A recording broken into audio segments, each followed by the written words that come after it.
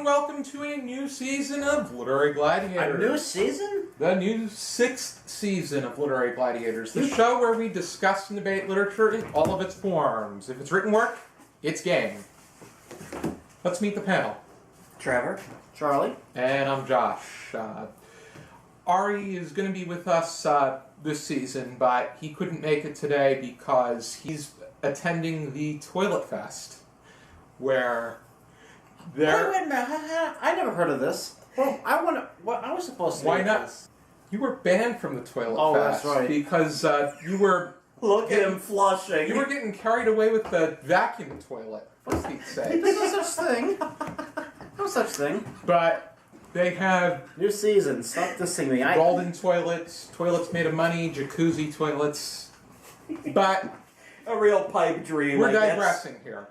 A drum set toilet. Drummers have 2 thrones. On this new season, we are making a resolution to not go on too many tangents because it takes up time. That's right. We're gonna not do that. Yeah. All right. However, we also have 2 major changes. Number 1 is... My diaper? We're not going to have any moderator. It's all going to remain on the panel. We're going to present a discussion starter, and then we're just going to discuss the work amongst ourselves. And if anybody else wants to bring up a question, they are free to do so. And I'm going to be drinking more water this season. Sorry. For you, Charlie. Yeah. The discussion starter is the only... it's going to be the only... what you would want to call a question that we're going to have. There's going to be nothing, no multiple questions, but... One little starter to start a conversation. It's basically like a little bit of an icebreaker at the office party. In a way. But the first thing we're going to be going over, Watership Down by Richard Adams. A great read. A really great read. And it is my mother's all-time favorite book. And to prepare, she let me watch the movie that her and my sister highly admired. I love Bunny Rabbits. Alrighty. Let's begin. The discussion starter for Watership Down is, what do you feel was Adams' strategy to personify the rabbits with human traits, while at the same time still having them act like rabbits? Well, to the best of my knowledge, to answer that question, it's probably best to tell a little bit of the behind the scenes of how it was written.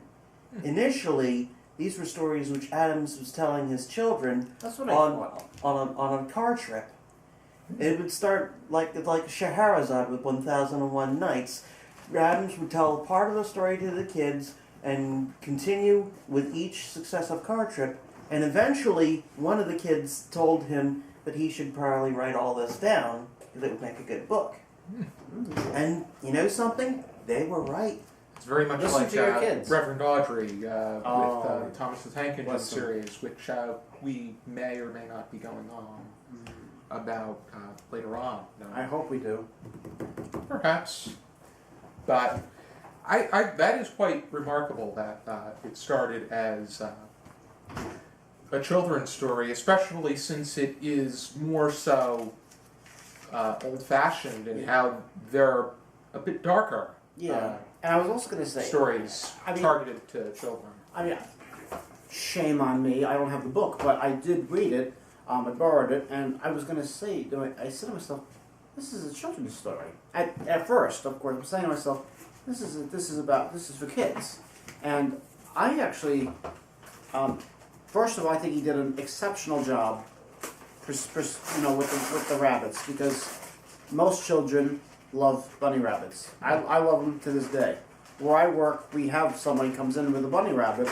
We'll just say rabbit, because but still, they come in and the kids, they love them, and they pet them to death. And in some classrooms they have an actual, some teachers have a what do you call it, the class pet, and they have a bunny rabbit. So depends. Yeah, we had a hamster the one year. No, yeah. But we had guinea pigs. Mm-hmm. Was I one of them?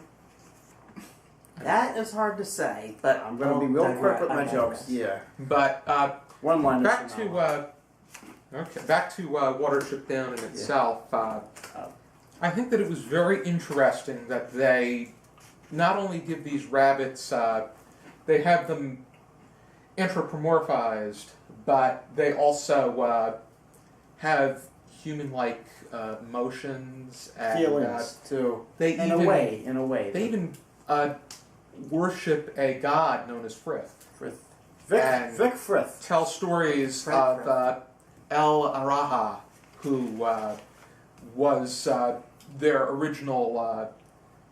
He was like their ruler. He was their leader, and their multiplying and their issues fell on him, and that's what caused the rabbit to, according to these Bible-like, and that's these Bible-like scriptures. First thing I picked up on this, besides realizing this is just not only for kids, but there's also, I wrote down in my notes, there's plenty of biblical references, and one of them, there are spoilers, so please be aware of spoilers, just in case. We should also put. It's a discussion. Yeah. It's subject to spoilers. Yeah, so I think we should also make mention of that early or in the comments, just so. And by the way, when you're in the comments, like, subscribe, let us know what you think. But when they're traveling, I thought of that as a great journey.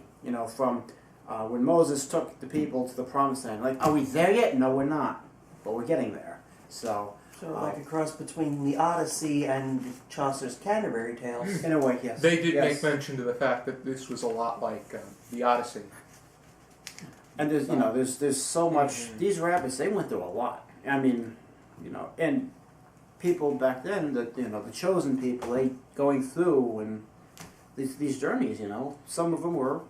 Most of them didn't make it. It's interesting to pinpoint in this case who the chosen one was, because Fiverr was the one that had the ability to project what was going to happen. Yeah, I thought Hazel was the leader, though. Yeah, I thought of Fiverr, as like some sort of prophet, almost. And for the sake of the discussion in the book right now, as I got out of church 2 hours ago, as kind of like the Messiah, the Christ, because he's foretelling what might or what's going to eventually happen. He'd probably be the closest. I don't think it was El Araha, because no. I think he was more. If I would compare him to anyone, he may have been more like an Adam and Eve hybrid. Yeah. Because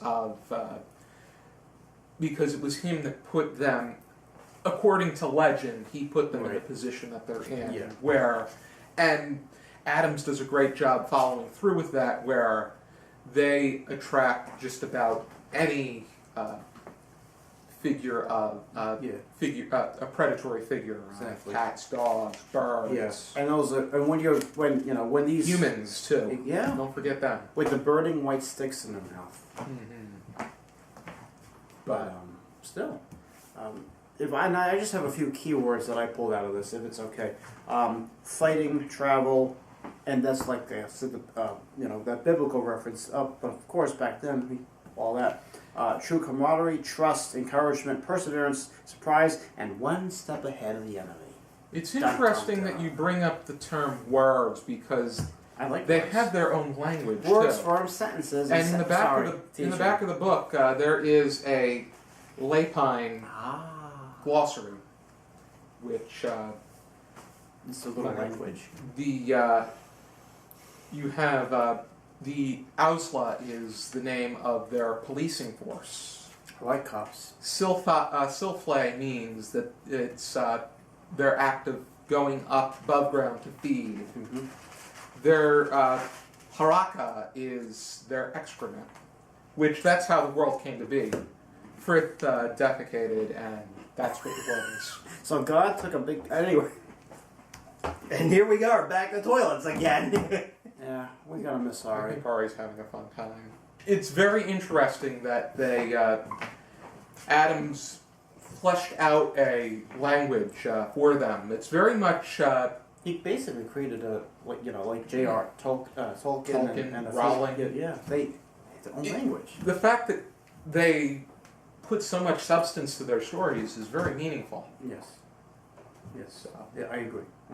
130%. I'm sorry, 110%. That's. Was there anything anybody else wanted to bring up? If you haven't read it, read it. Like I said, subject to spoilers, but we don't want to, we don't want to ruin it for you. But still, it's a great book, great read, long read, but it's actually it's great for all ages, from ages 9 to from 3 to 99. Is that like with the Legos? I reckon. What were your And thoughts, older. Trevor? Well, from what I've read in some of the parts of the story, I think one part that particularly stood out was the first warren that the rabbits came to with all the other rabbits. Oh yes, yes. I'd almost completely thought of the Lotus Eaters from the Odyssey when Ulysses and his bunch made their way to that particular island. They were all accepted by the locals. Only trouble was, once they partook of the locals' culture, they were unwilling to leave. Ulysses was not having that. And in the same way, neither were Fiver, Hazel, Bigwig, and the others of the bunch. And it was only after, spoiler alert, only after they took a good abrasive look under the surface, pun intended, of the second warren, that they realized they had to vacate and fast. That wasn't the same warren where the rabbits were Originally. screwing them over. They met a bunch of rabbits, Cowslip and his crew. Yes. Okay, yeah, that one. That was. I remember that, and it was. I think that it was something that they did need to do, and it was able to add to their expedition, and then eventually have to engage in basic needs involving mating and food, general survival. Yeah. But well, now it. Now you know what? Now it hits me why they say some people get together like bunny rabbits. And it's interesting. It seemed. Sorry. And then you had the comic relief in I love characters like Kihar, the Yeah. bird. Yeah. And he sounded like he was. He's big vater, no? I think that's how he talks. Yeah. He did sound, Yeah. to me he sounded a bit stereotypically German. You had the mouse sounded, the mice they sounded a bit Italian. Hey. And what's wrong with me? I'm not a mouse. Humans sounded like they were either Southerners or had a very thick Scottish accent. slang-like accent. Oh well, yeah. Where And then there's the dog who was still dumb. Hello. Goofy. We sign autographs too. Just kidding. This is all unscripted, by the way. This is all unscripted. Yep, we are ad-lib completely. What are your final thoughts, if you had?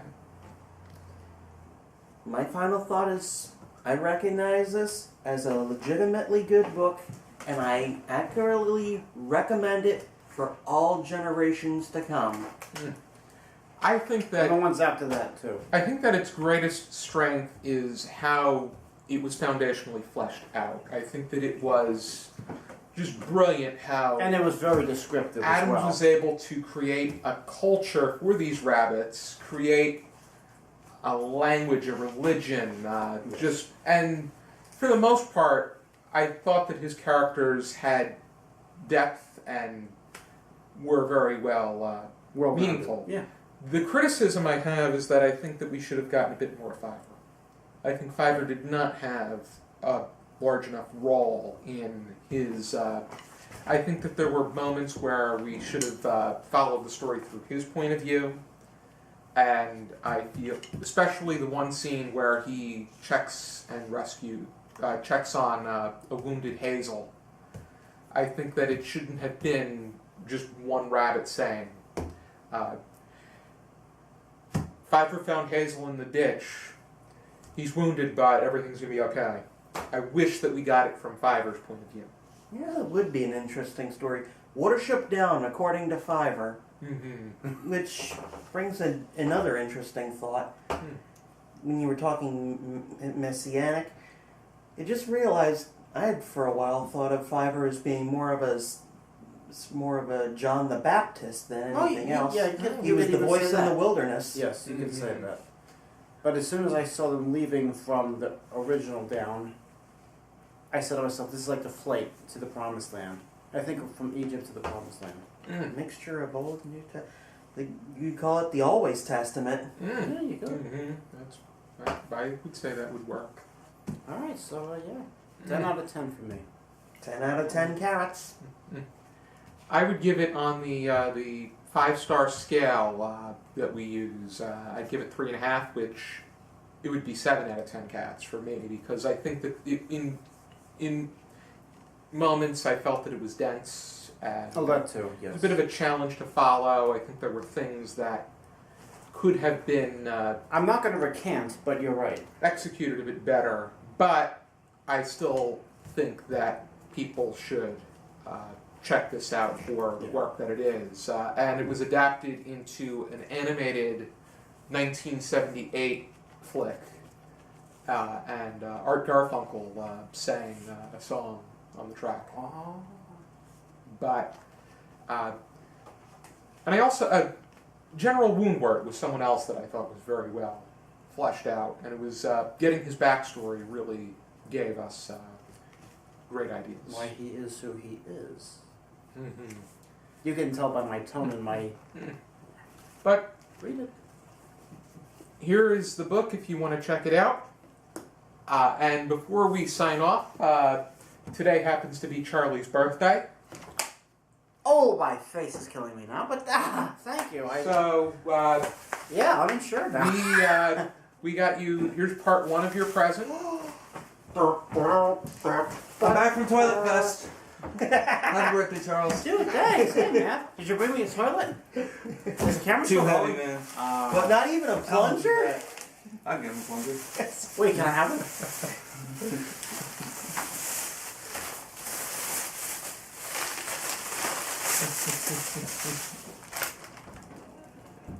Excuse me for one moment.